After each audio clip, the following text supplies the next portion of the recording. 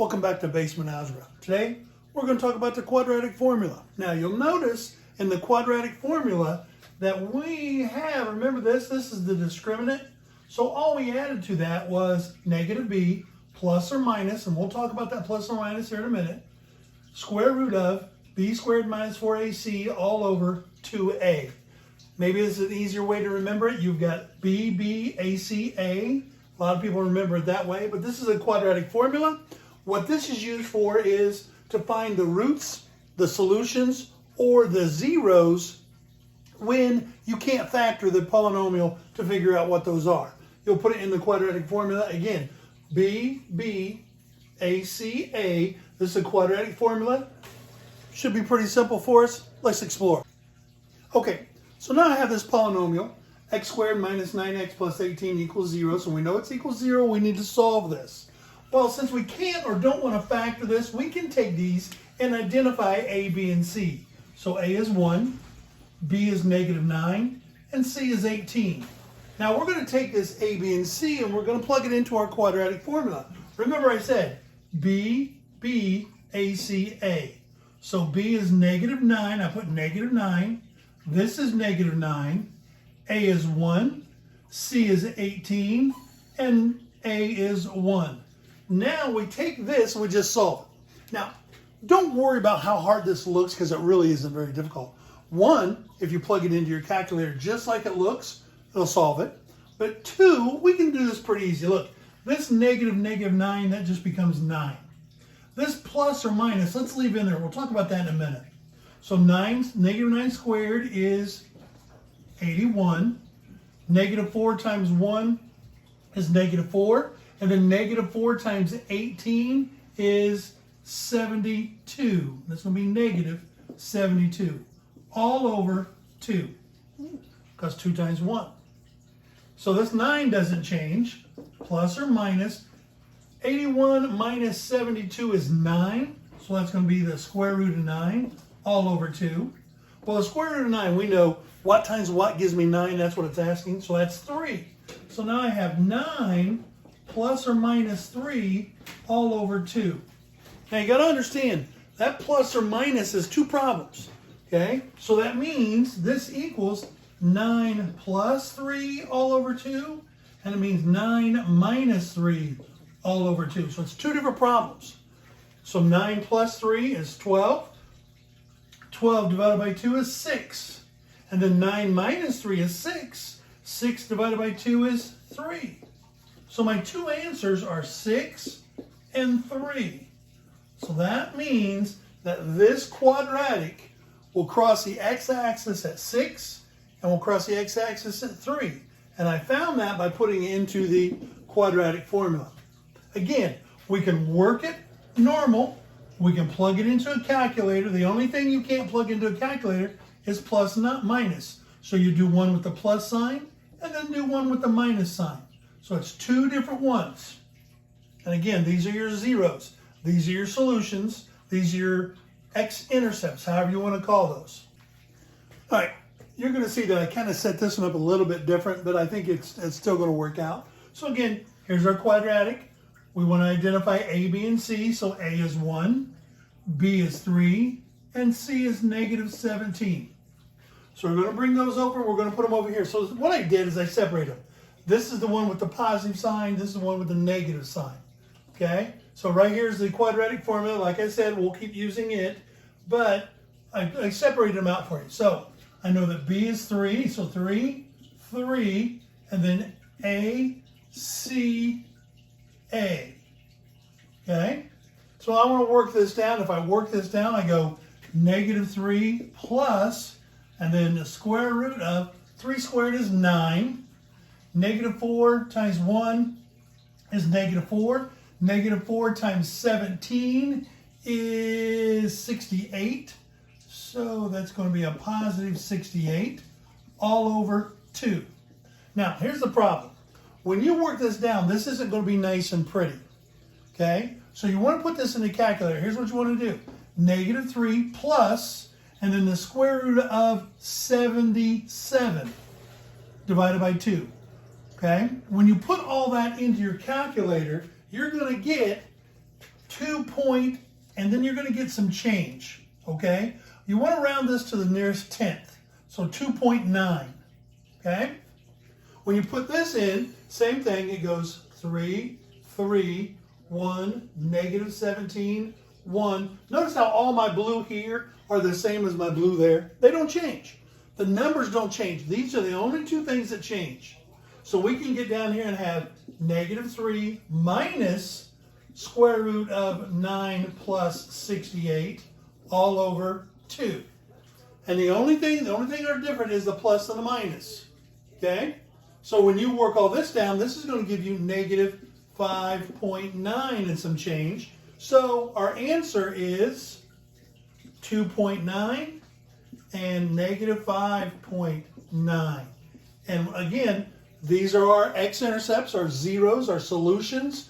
It's where it crosses the x-axis. But you'll notice they're not always going to be nice and easy numbers.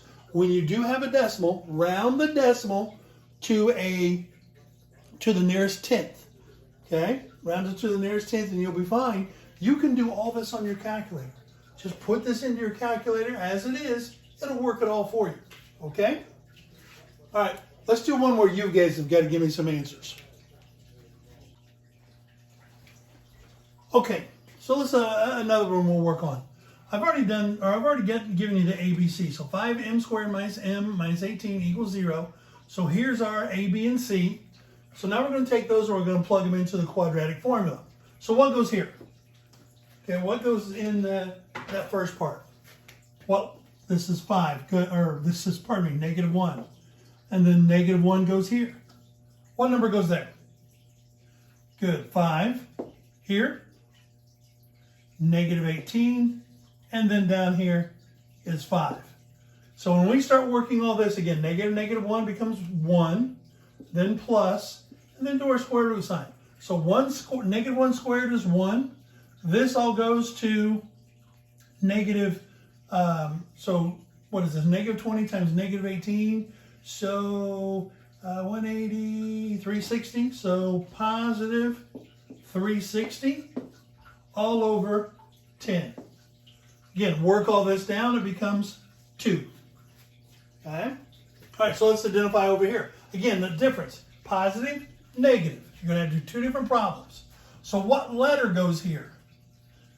Yep, that's B, so it's negative 1. What letter goes here? Yep, B, negative 1. Here, A, good job. So that's 5. Letter goes here. Yep, C, which is negative 18. And then here, again, that's going to be 5. Now, here's a trick. Watch. See how this came from there? Well, the only thing that changes is this and this. So I can rewrite it again. Look, 1 minus square root of 1 plus 360 all over 10. So the only thing that's different are plus and our minus. And since that is a minus, it's going to be a little bit different. That's going to be negative 1.8. So our solutions, our roots, our zeros are 2, comma, negative 1.8. Again, that's where it's going to cross the x-axis 2 different times. I know it's going to open up. It's going to cross the y-axis at negative 18, and it's going to cross the x-axis at 2 and negative 1.8. Okay? Again, put them into your calculator, and it'll work. All right? All right, I got 2 more. We've got one that looks a little bit like this, and then I have another one that doesn't look so much like that.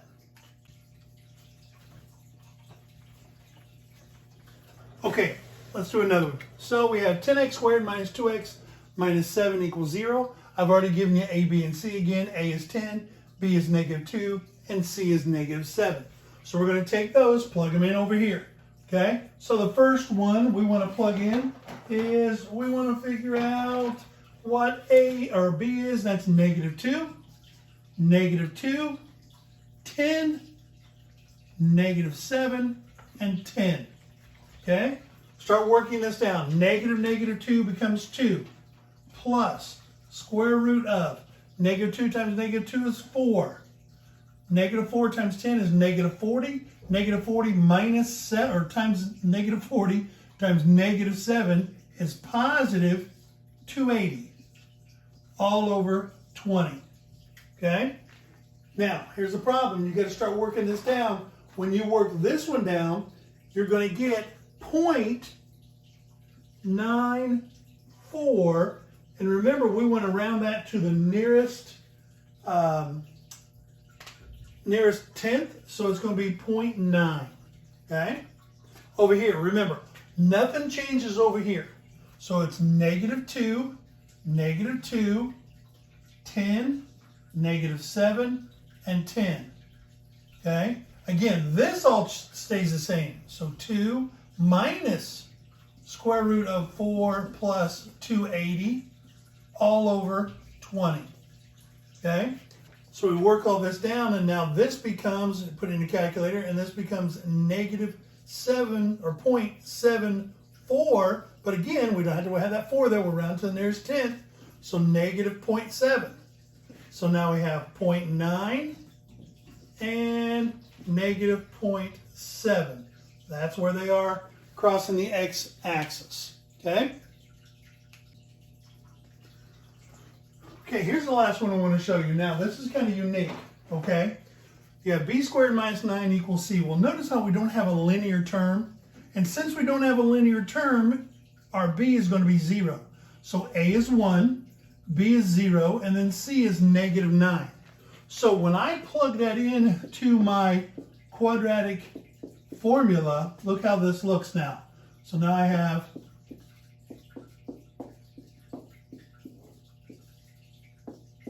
now my b's are just going to be zeros. Look how nice and easy that is. My a's are 1s, and then my c's are -9. Okay? So that just goes away. This goes away. I still have my plus or minus. Okay? So I'm going to have plus square root of, this all goes to 36, all over 2, which square root of 36 is 6. So 6 divided by 2, which is 3. Okay? Now, the good thing is I do this again with my minus sign. So I just did it with my addition. So now do the same thing with my minus. Here's what's nice. Nothing changes. It's still going to be this. It's still going to be, or 6 over 2, but now this is going to change to a negative. So now you're going to have 3 and -3. Okay? You're just missing your linear term. It's fine. Still have your a, b, and c. Plug them in and solve it. Again, put it into a calculator. It should work out pretty simple for you. Okay? All right. This is the last video you're going to get for the summer. Next time our next assignment after this week, you're going to get a chapter 10 test review. Going to give you all week to work on it. Then the week after that, we're going to give you a chapter 10 test. Again, we're going to give it to you the last week. You can work on it. I'm going to release to you all the YouTube videos, not the Edpuzzle videos, but all the YouTube videos, so you can go back and review without having to worry about going through the Edpuzzle. Okay, so I'll put that in the link on your Google Classroom. Mr. Cozy will put a link in your Google Classroom to all the videos that we've done in case you want to go back and review the videos without doing the Edpuzzle stuff. Okay? All right, last question that I want you to answer for this time is, once all this is over, once all the COVID is over and you can go out and you can go to a restaurant and grab something to eat, what's going to be your first restaurant you want to go to? Even if you can't go there, what's going to be your first restaurant? You got to give me one, and you can't say my kitchen. Give me your first restaurant that you want to go to once COVID is over. Have a great day.